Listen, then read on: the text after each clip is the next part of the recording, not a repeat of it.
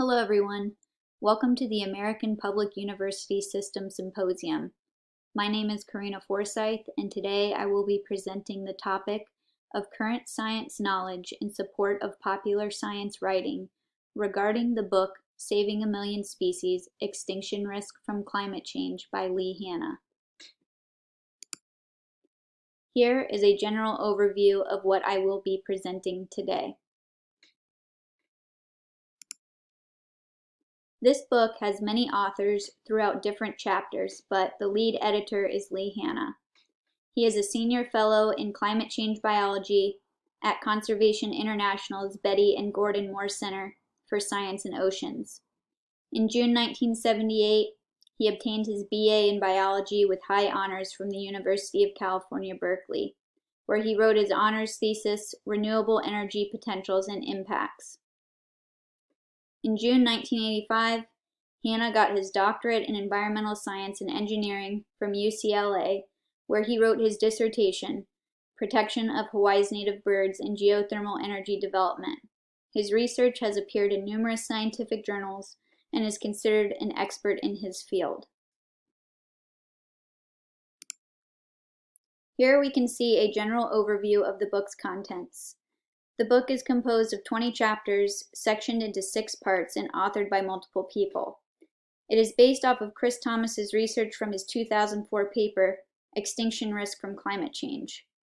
This book focuses on one major question: what is the extinction risk associated with climate change, and how many species may perish?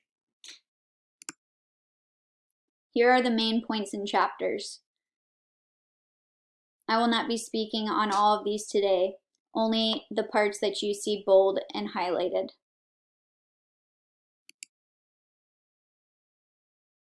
Within Chapter 5, the authors go into detail regarding SARs, or species area relationships. The SAR is used to estimate the number of species that will survive in the remaining appropriate habitats. There are many different forms of SARs, but overall there are 2 categories, one being nested and the other being island. Throughout this chapter, the authors state that SARs do not provide clear enough data of climate-driven extinctions and critique 7 reasons why. The next slide will show an example of a species area relationship. I will not bore you with all the mathematics involved in the equation. I just wanted to give you a general presentation of what an SAR looks like.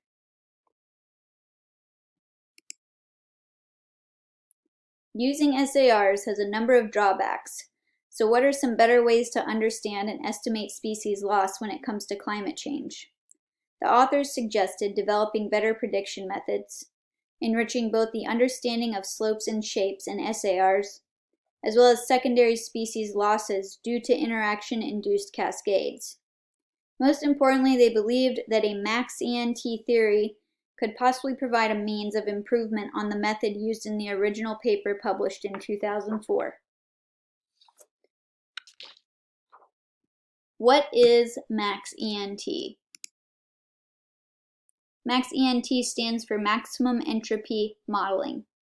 It predicts species occurrences by finding the distribution that is most spread out or closest to uniform, while taking into account the limits of the environmental variables of known locations.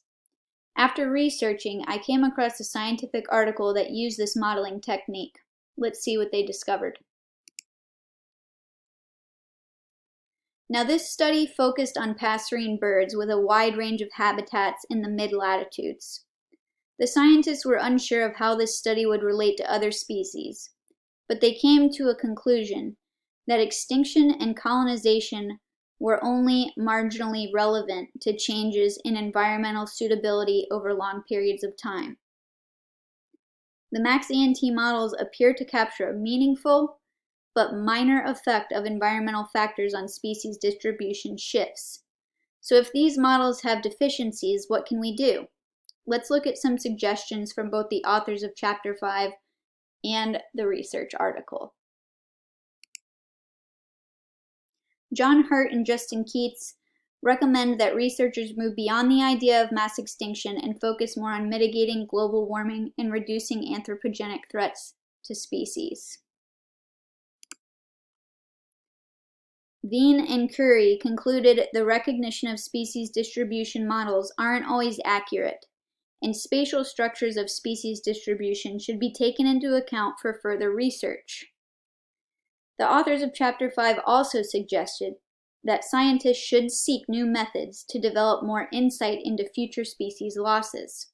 So there is both comparison and contrast relating to these methods in both the article and the book. Why is environmental science important? It helps us with understanding human-environment interactions. It gives us a greater understanding of the world around us. It assists us with a better understanding of how we live and how it affects the planet, and leaves all of those who study it with one main question: what problems does the environment currently face, and how can we fix them? This is one of the most divisive, ideologically, and political science subjects in history, and is why I personally chose to study this subject. It is both challenging and rewarding to know that we are part of something bigger than ourselves. So, what does the author suggest? Lee Hanna suggests that we improve conservation strategies to contribute to reduction of habitat loss. He also wishes for a larger international framework promoting early reduction in greenhouse gases, so the need for intensive management options would be limited. He stated that important action is not the quantification of risk, but its reduction through vigorous climate change policy action. I will leave you all with one of my favorite quotes. Here is your country. Cherish these natural wonders. Cherish the natural resources. Cherish the history and romance as a sacred heritage for your children and your children's children. Do not let selfish men or greedy interests skin your country of its beauty, its riches, or its romance. Theodore Roosevelt. Thank you.